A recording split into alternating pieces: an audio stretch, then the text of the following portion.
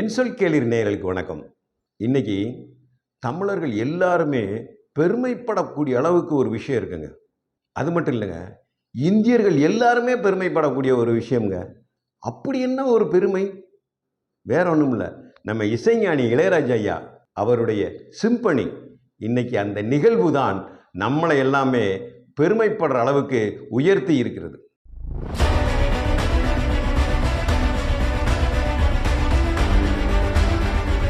சிம்பனிங்கிறது எவ்வளவு பெரிய விஷயம் தெரியுமா? அதை விட அந்த சிம்பனி இசையினுடைய கோர்வை எல்லாத்தையுமே அவருடைய ஆரம்பகால பாடல்கள், திரைப்பட பாடல்கள்ல இருந்தே அப்பே நமக்கு கொடுத்துட்டாருங்க.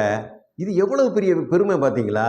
அவருடைய ஒவ்வொரு பாடல்களுமே, அவருடைய இசையமைத்த எல்லா பாடல்களையுமே சிம்பனியை கொடுத்துருக்கிறார். வேற ஒன்றும் இல்லைங்க, ஆனந்த ராகம் பாடல், ஆனந்த இப்படி பல்வேறு பாடல்கள், அவர் இசையமைத்த பாடல்கள் வழியா நமக்கு நிறைய சிம்பனி இசையவே அதில் கோர்த்து கொடுத்துருக்காருங்க. அவ்வளோ அழகான இசையை நம்ம இன்றைக்கும் அது சிம்பனின்னு தெரியாமையே நம்ம ரசிச்சுக்கிட்டு இருக்கோம். இன்னைக்கு உள்ள மக்கள் எல்லாருமே அந்த உணர்வு, சிம்பனிங்கிற உணர்வை உணர்ந்துருக்கிறாங்க. இந்த கர்நாடக சங்கீதத்தை அந்த ஒரு ரசனை உள்ளவங்க, அதுக்குன்னு உள்ள மக்கள் மட்டும் ரசிக்கக்கூடிய காலகட்டங்கள் இருந்துச்சு. ஆனால் ஐயா இளையராஜா என்ன பண்ணார்? பாமர மக்களும் இந்த கர்நாடக இசையும் ரசிக்க வேணுங்கிறனால அவனுக்கு தெரிந்த மொழி மூலமாக இந்த கர்நாடக இசையை அந்த பாடல்கள் மூலமாக அவருக்கு கொடுக்குறாரு. இது எவ்வளோ பெரிய விஷயங்க. அதாங்க இசைஞானி இளையராஜா. நம்ம இசைஞானி இளையராஜா ஐயா வரவுக்கு பிறகுதாங்க இந்த இசையினுடைய மெத்தடே மாறுச்சு.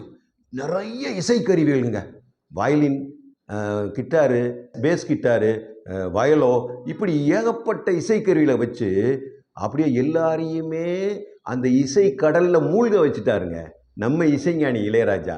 இன்னைக்கு நம்ம பயன்படுத்துகிற அந்த இலகுவான, நம்ம அன்றாட பேசக்கூடிய குலோக்கியல் லாங்குவேஜில் அழகாக பாடலை போட்டிருக்காருங்க. ஓங்குத்தம்மா ஏங்குத்தம்மா, பார்த்தீங்களா? இந்த பாடல்லாம் அதே தாங்க. ஆனால் இன்னைக்கு எப்படி எல்லாருமே புரிஞ்சுக்கிட்டு இருக்கிற மாதிரி இருக்கு இல்லையா? எல்லாரும் ரசிக்கிற மாதிரி இருக்கா இல்லையா? அதை சொல்லுங்க நீங்க. ஒவ்வொரு நாளும் நம்ம ஏங்கிக்கிட்டே இருக்கும் பொழுது ஒவ்வொருத்தருக்கும் ஒவ்வொரு பிரச்சனைங்க.